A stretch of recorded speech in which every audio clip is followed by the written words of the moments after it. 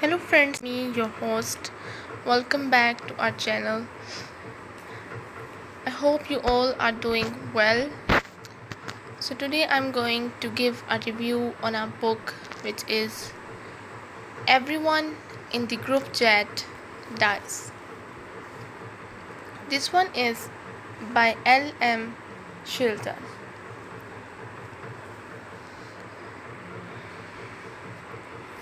Present day.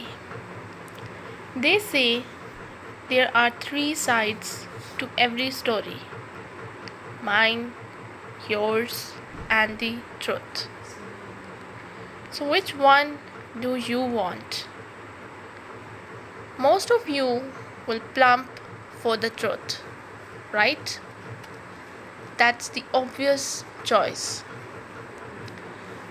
But before you make your final decision, hear me out. Because I'm telling you, my version is pretty damn hard to beat. I mean, maybe not this bit, obviously, because right now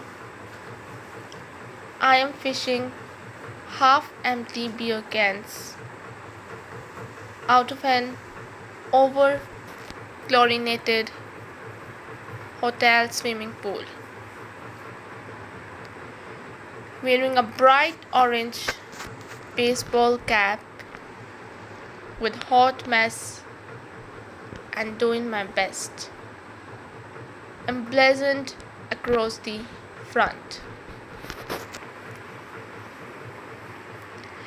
Casual observers might tell you that slogan is fairly accurate, and my boss would probably say it's something I should be aiming for. But from my point of view, while hot mess is arguable, I can assure you I am resolutely not doing my best. And then, because the universe hates me, I hear my phone buzz from the side of the pool, lighting up the inside of my shoe like a shit disco.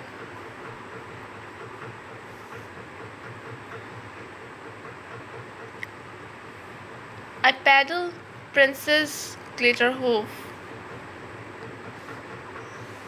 Ladies and gentlemen, I think we have a winner.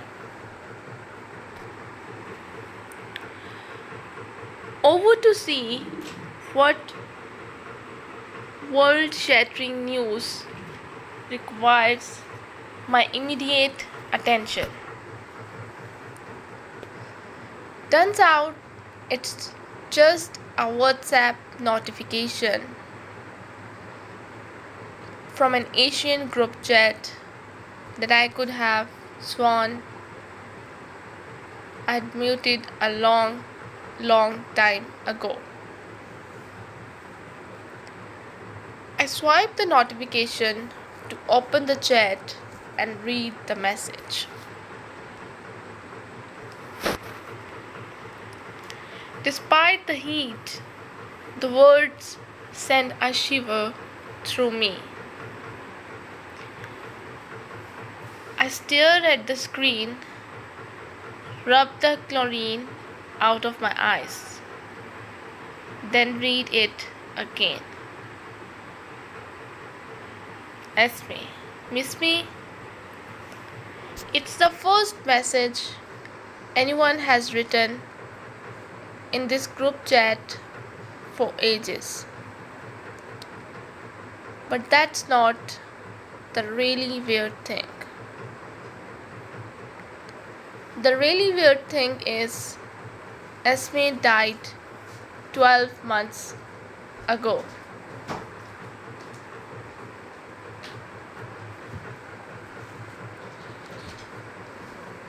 12 months ago, Dylan folded his arms and leaned back in his chair.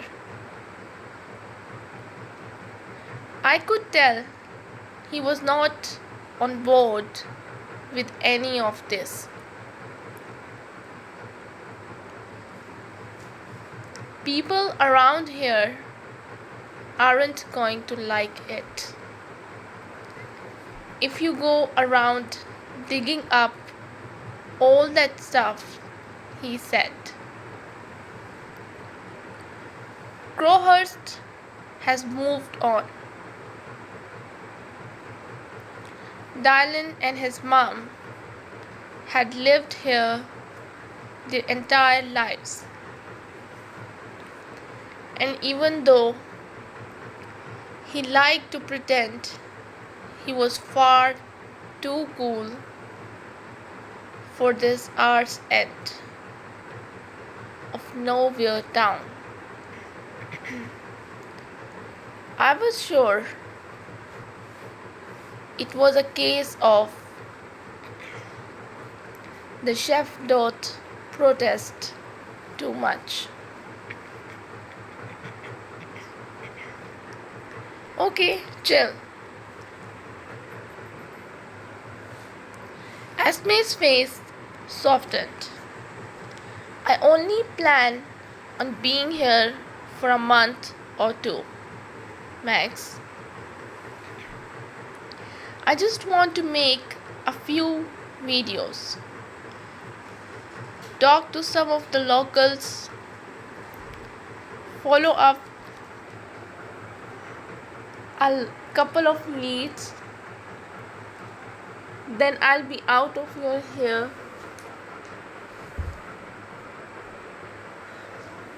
But if you are really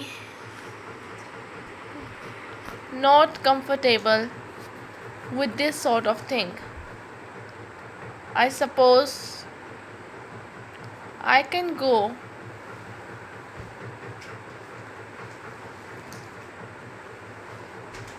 and find a hotel or something.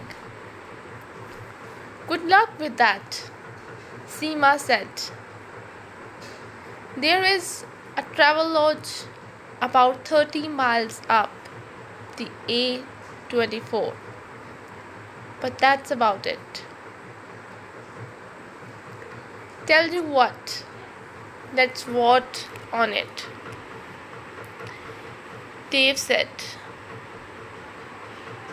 On the count of 3, Esme looked puzzled.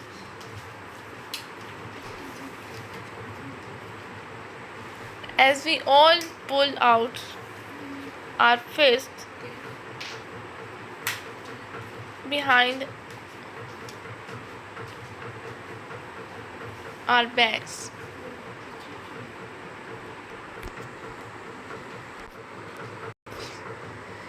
This is how we decide things in flat 4. I explained. Watch. 1, 2, 3, Dave cried, whipping out his fist and proudly waving his thumb in the air.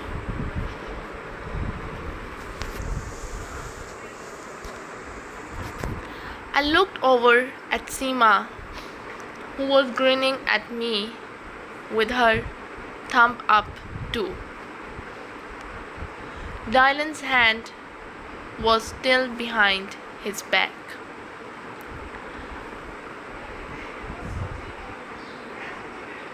I stuck up my own thumb and a faint smile spread across Esme's face. Then, in unison, we turned to look at Dylan expectantly.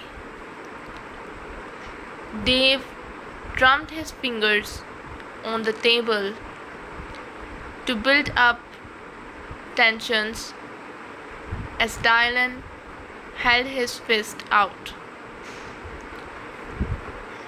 wobbling it like a Roman emperor about to decide the fate of a brave gladiator.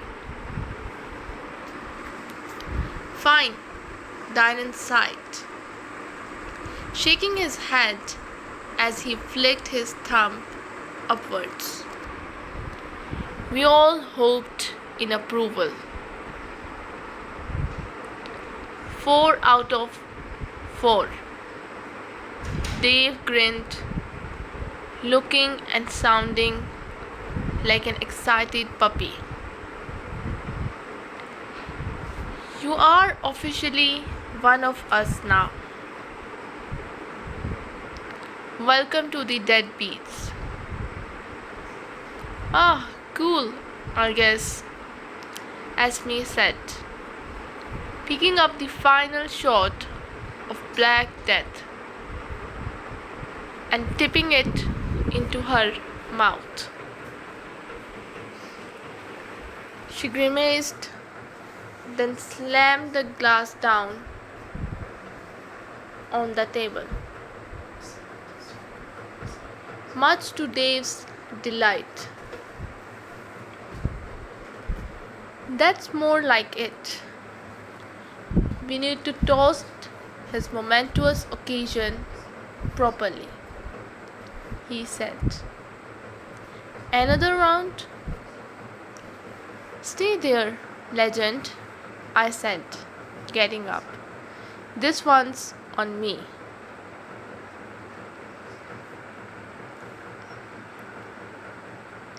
Dylan, Kirby, I left a glass of water on the coffee table for you. Dave, the legend, hope you left a bucket too.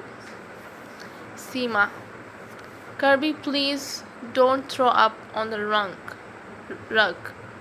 Frank will murder us if he has to get that dry cleaned. Dylan, again. The sound of drilling died out. In fact, note to be coming from inside my skull. After the best part of 2 bottles of cheap white wine plus Dave's dubious shot, I was sure that the insane hammering reverberating through my brain was the result of a classic deadbeats hangover. But when I craned my neck to peek out the window, I discovered it was actually coming from the roadworks outside.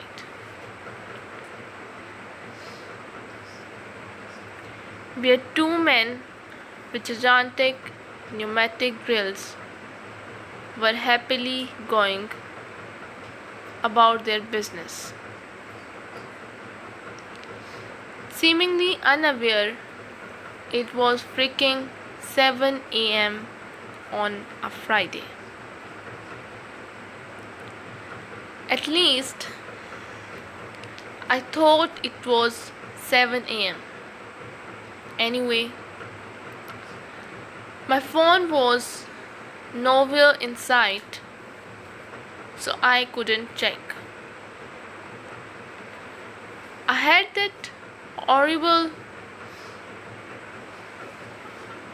that horrible momentary panic that you get after a night out drinking. Shit. Had I dropped it in the roadworks?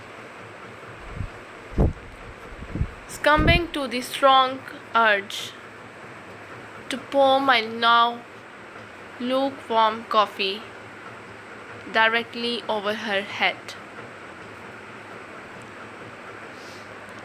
I marched down the hallway to the box room and rapped loudly on the door. When there was no answer, I opened it very slightly and peeked in. But weirdly, Esme wasn't there. And even stranger, the blow-up mattress was completely deflated and hung over the exercise bike as if no one had slept in the room at all. Where the hell was she?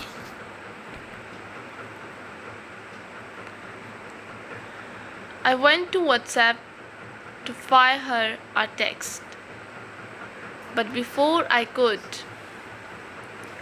I saw that she had messaged the group chat. Good, I thought, hoping that she was apologizing for posting that ridiculous video.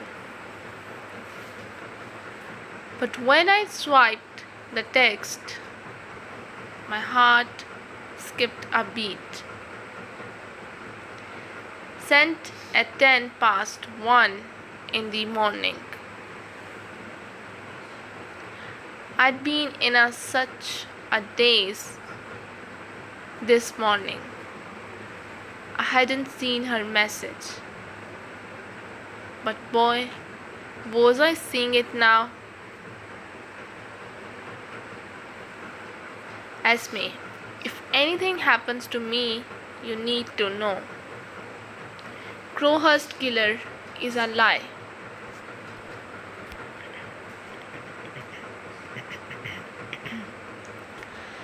"12 months ago,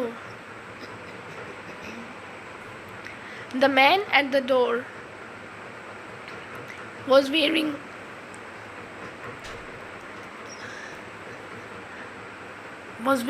a heavy donkey jacket and jeans that were at least a size too big. Tall and probably at least 3 stone overweight. He carried that extra heft like a wrestler. Or those big guys you see lifting tree trunks over the heads on world's strongest men. I could imagine that as a younger man, he might have been quite intimidating. But now, with a receding hairline and deep frown lines across his forehead, he looked like he had spent one too many winters in Marbella.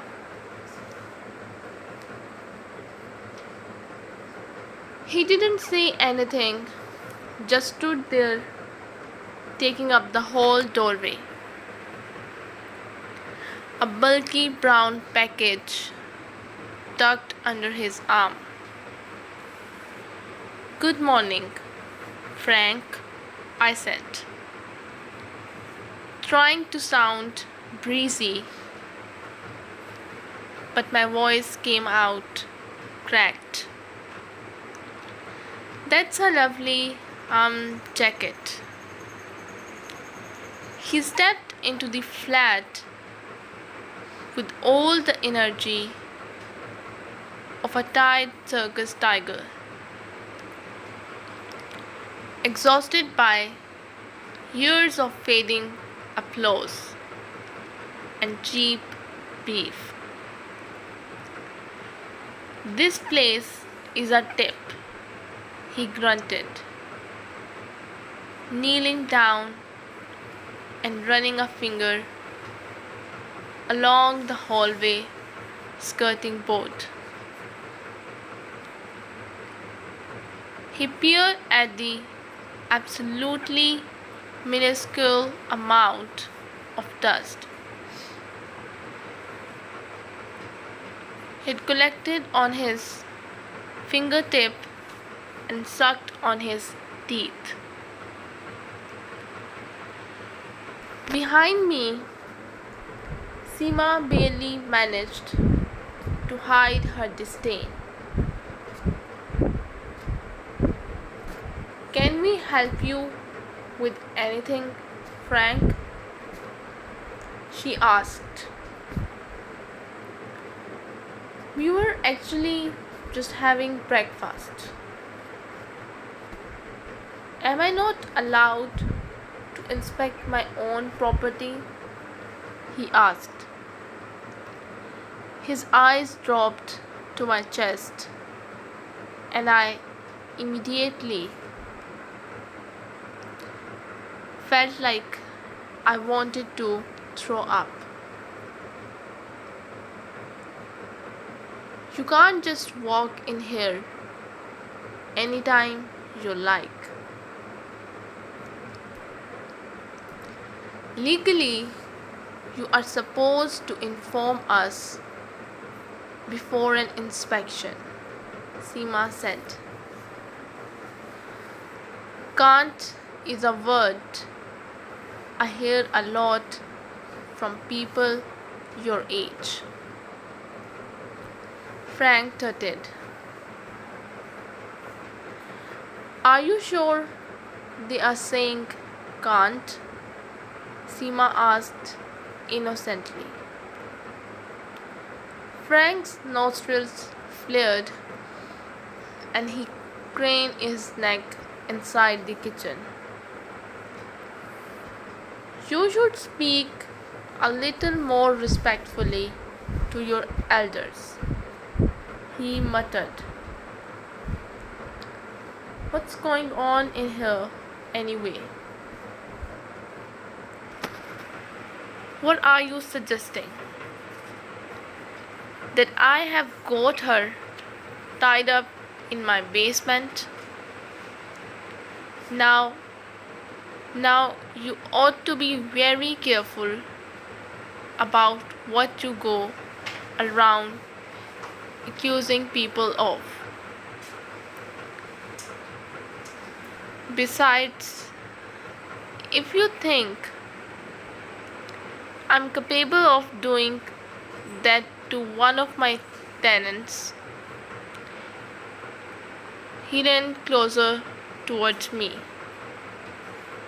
and lowered his voice, "then what makes you think I won't do the same to you?" There was a sudden change in the atmosphere. Seema looked up sharply, and even Dave looked appalled. "I am joking," Frank roared after a painful moment of silence. "For God's sake, your generation can't take a joke about anything. Can you? Honestly, back in my day,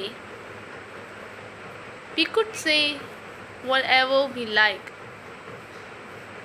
without a snowflake bursting into tears because we hurt the feelings. I don't know anything about this, Esme person. But under the terms of your lease, you're not allowed to have guests stay for more than 1 week. and they are not under any circumstances permitted to have a key. So maybe it's better if he doesn't come back. Hmm? There is plenty of people lining up to rent a highly desirable property like this, you know. Dylan pulled his towel tighter around his waist. Is there anything else we can help you with, Frank? He asked. Only if I don't put some clothes on soon. We are going to have to turn the thermostat up. Just try and keep the place from turning into a pigsty, will you? Frank muttered. Heading back into the hallway. I hope to see you all at the fair this weekend.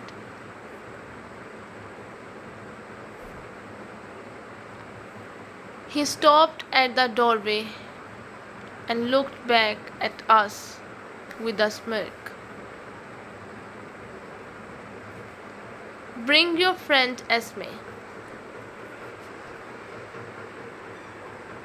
If he ever turns up, that is. We are always looking for a handy sacrifice.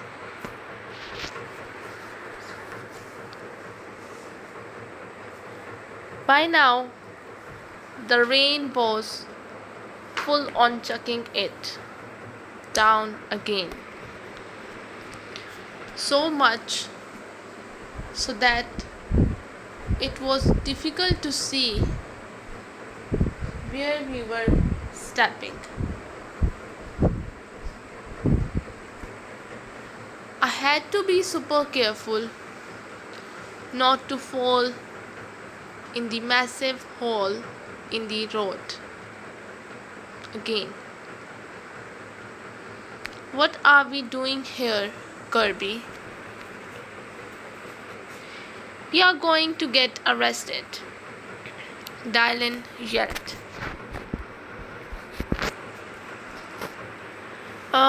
I don't think we need to worry about that. We have seen just how proactive the police are in this town. I told him, but if you are really worried, just stand back there. That way you will have plausible deniability when the FBI start jumping out of helicopters and waving their badges.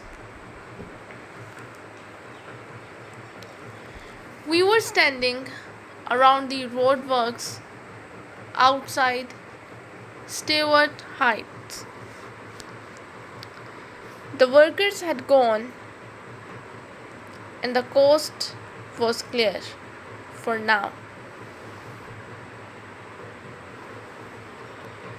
Dave had his kagoo hood pulled so tightly around his face that it looked like he might lose all blood flow to his head any minute.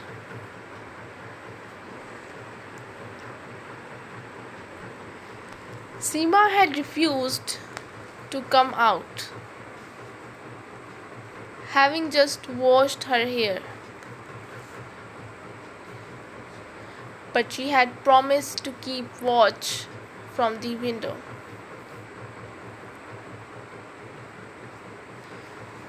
To be honest, right now,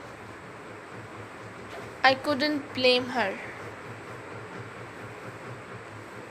I had no idea if we were going to find what I was looking for,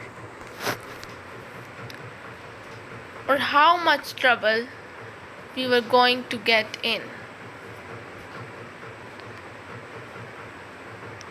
I looked down into the hole,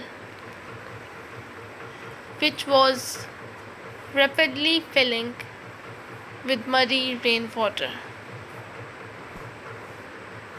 It was deep and dark down there, and I couldn't see a thing. There was nothing else for it. I was going to have to go in. Dave, take my phone for a second. Start filming.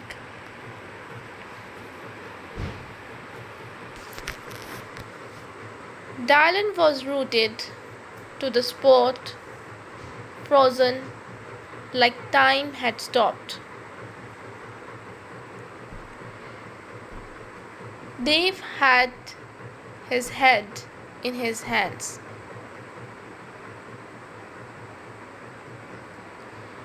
I rushed to the edge and looked down. There, just visible on the rocks below, we could see Esme's crumpled body, limbs at terrible angles, her eyes open, and a trickle of dark red blood running from her head. Dylan dropped to his knees.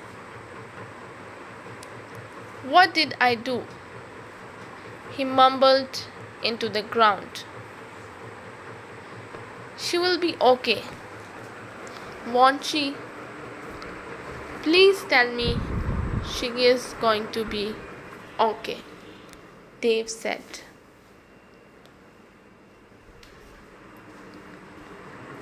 Breathlessly.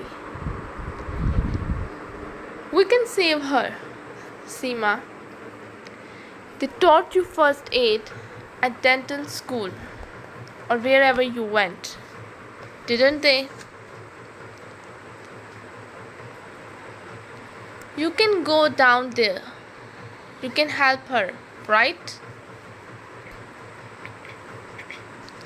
He took hold of Seema's shoulder and shook her. "Help her."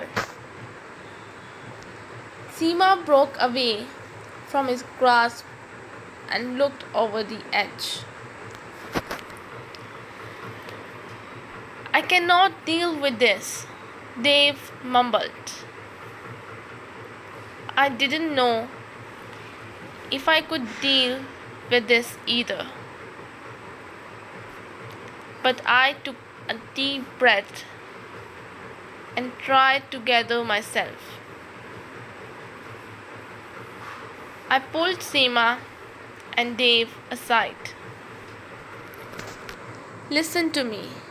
It was an accident," I told them. "But we need to call 999 now." "Kirby is right," Seema said. "No, she isn't," Dave said, quietly but very firmly. Dylan had stood up now,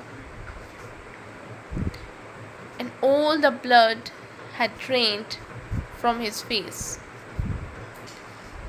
"I killed her," he said softly. "If you call the police, I will go to jail." Dave bent over and put an arm around him.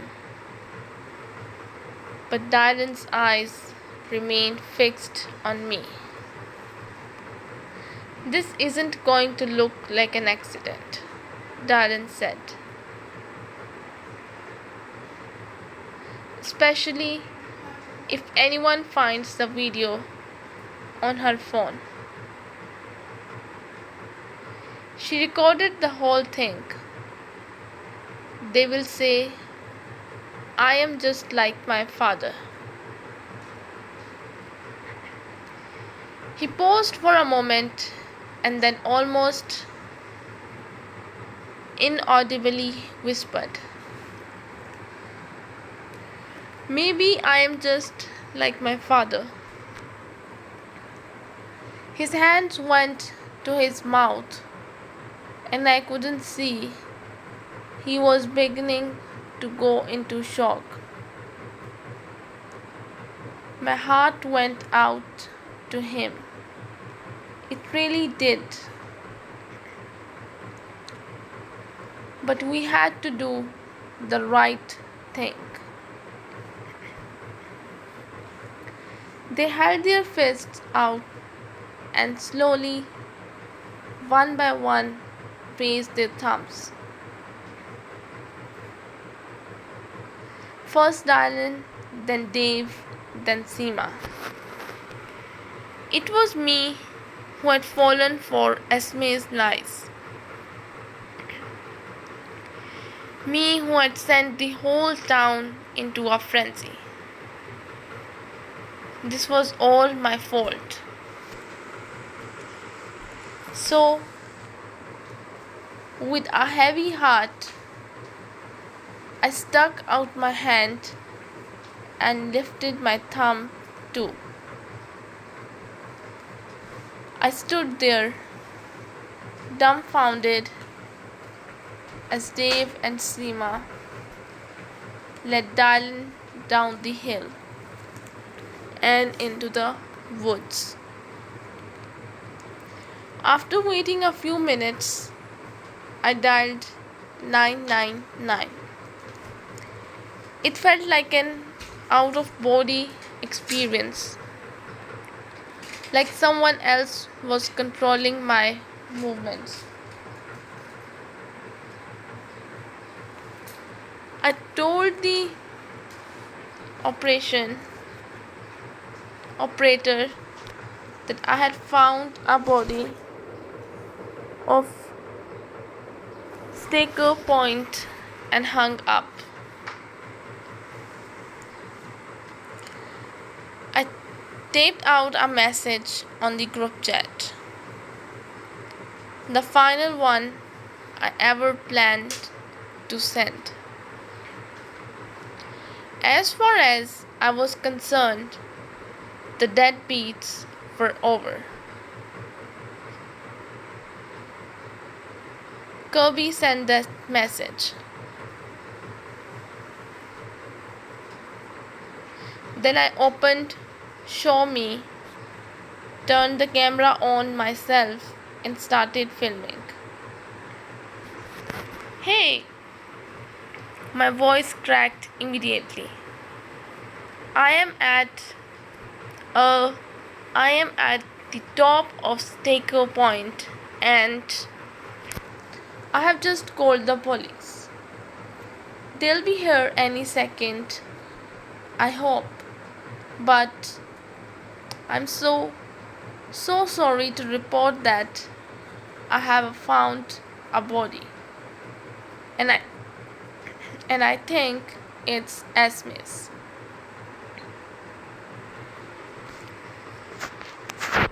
Present day. A little thinner in the face with shorter hair. But it's Dylan. And he is alive. Oh, and one other new addition to his look.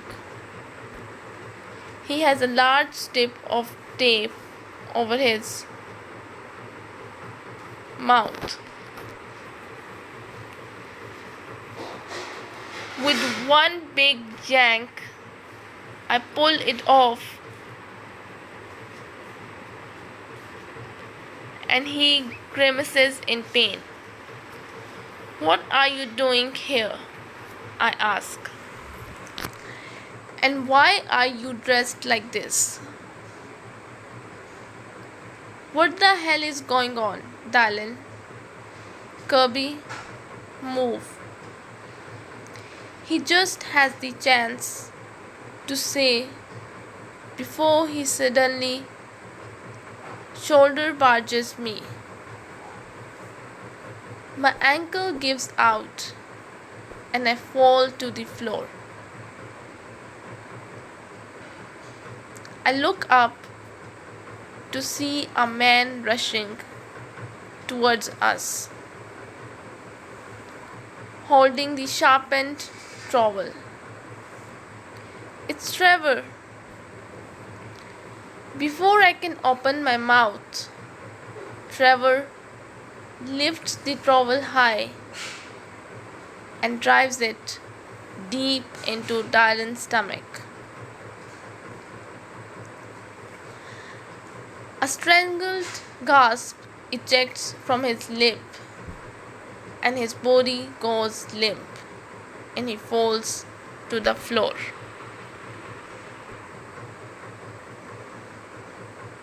No, I scream.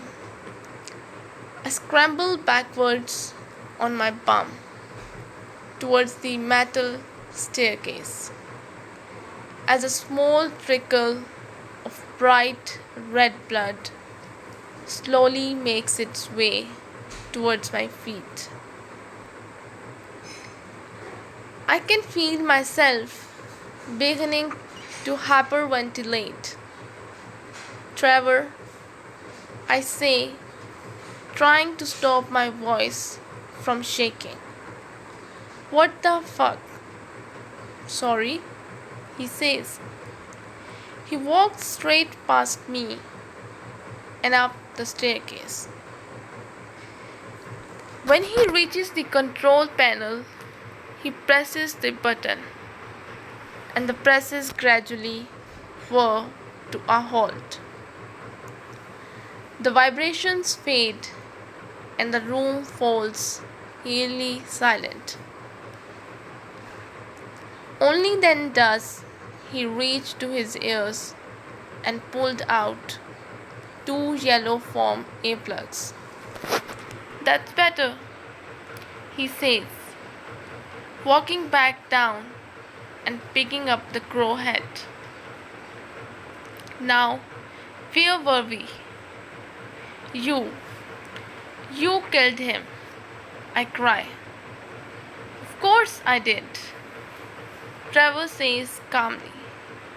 I saved you, Cornell. He's the crowhurst killer. He's not, I stutter. He can't be. Trevor looks down at Dylan's bleeding body and tilts his head. Excuse me for disagreeing, but from where I am standing, he looks very much like the crowhurst killer. Don't you think? I mean, he's dressed as Jackdaw, the thorny crow, and everything. And I'm fairly sure he killed all of your friends, didn't he? Everyone in the group chat. Not quite everybody, I say. Ah, yes, Trevor says. There is just one more member of the deadbeats who is a little bit too alive. Trevor turns to look at me, and there's a glint in his eye that makes my skin prickle. I try to stand up, but I can't put any weight on my ankle. Going somewhere? Trevor asks, and a horrible realization floods through me. It was you, wasn't it? You killed them, not Dylan. You killed them all. Trevor raises a bushy eyebrow and turns to face me.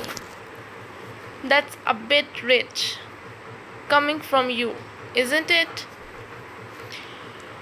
You are accusing me of murder after everything you and your friends did.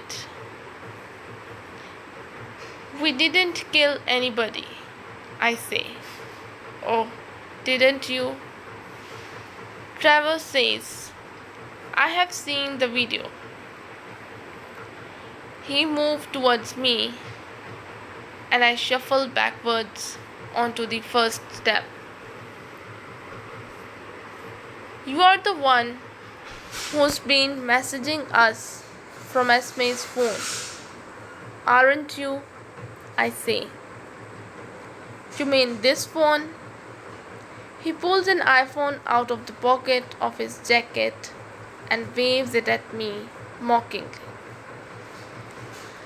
I recognize the neon case immediately. It's Esme's.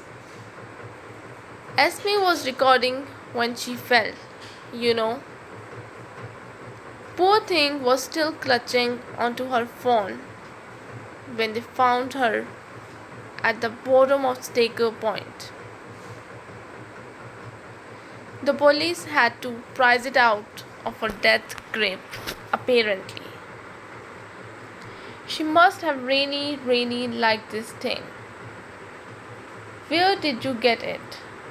I stammer. It wasn't hard to lift from her mother's house. She let me look through a box of Esme's things during our interview. Even had her old key ring in there. I kneel down next to Dylan. His eyelids flutter and he looks like he's falling in and out of consciousness. Come on, Dylan. I slap him lightly round the cheek. You are not done yet. You gotta get up. I'm not going anywhere, Dylan croaks. With one last effort, he pulls himself off the ground, but keels over again just as quickly. I set him up and lean him against the railings. Just hold on. I scramble around for my phone. I'm calling an ambulance. You will be okay. He shakes his head slowly. How did you end up here? I ask him. I have been calling and texting you all week. He rummages in his jeans pocket for a second and then pulls out a brick-shaped black Nokia phone like the one my mum used to have when I was a kid. I don't think this thing can get WhatsApp. I look at him confused. He smiles and I think he's going to laugh. But instead, he just coughs up a pool of thick, viscous blood. Got rid of my phone. Bought a shitty old Nokia off eBay. Didn't want anything to do with the group chat or show me or any of that. Mom freaked out after you found Esme. I paid them back the money and they sold up. Moved down to Fareham and I went with them. Saw you on the news, got the first train back to Crowhurst. Turned up at flat 4 and that bastard there was waiting for me. Tied me up, locked me in the boot of his car, brought me here and dressed me in his stupid costume. So that's why Fast Forward was boarded up. When I saw the DNA story on surreywhite.com, I say, it really was Peter Doyley's body after all. I was sick of living a lie, living in fear that someone else would find out who my dad was. Finally got up the courage to talk to Mum about it all. I had to know for sure, so we went to Morris. Told him Peter was my dad, and they were able to match my DNA to the body they pulled from the river. He turns to look at me, his eyes edging with pain. I take his hands in mine and try to hold him up. Kirby, it's no good. I can't. There is something you need to do. You still got show me on here. I nod. Start recording, he says. Really? I pant. You want to preserve this moment for all of posterity? You have to show everyone what really happened here. We can't let that be the story. He nods his head towards the stack of freshly printed newspapers. I lift my phone, but something stops me as I go to load up Show Me. I can't do it, I tell him. You can, Kirby, you have to. No. I say, a story is only as trustworthy as the person telling it. I lied to this town, I lied to Morris. Hell, I lied to everybody in the country. They won't trust me, and I can't blame them. But they will trust you, Dial. It's got to be you. He goes to protest, but he can see in my face I'm not in the mood to argue. Okay, he grunts. Start recording. I point the phone at him and press record. Dylan focuses his attention on the camera. It was Trevor Phillips, he coughs. Trevor was the Crowhurst killer, not Peter.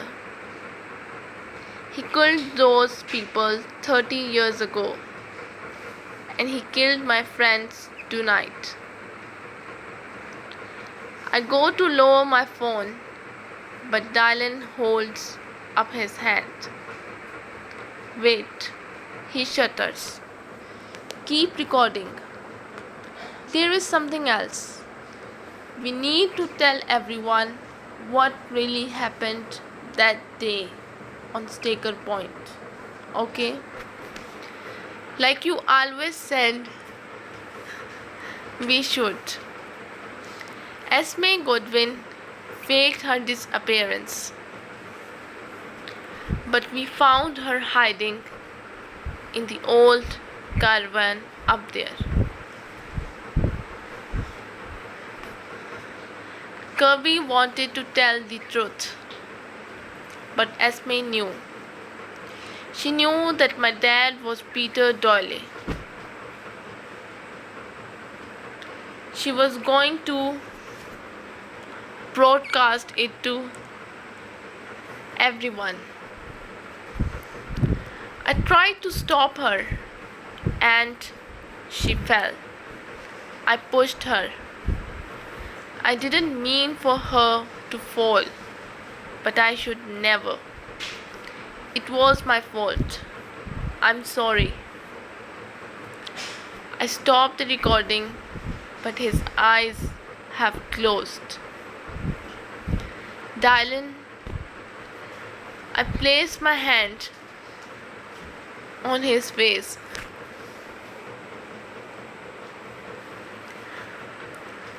I think I am crying, but it might be this sweat dripping from my forehead into my eyes. Dylan, hey, wake up. Please, please. He doesn't reply. Come on, I beg, shaking his shoulder. But he remains horribly still.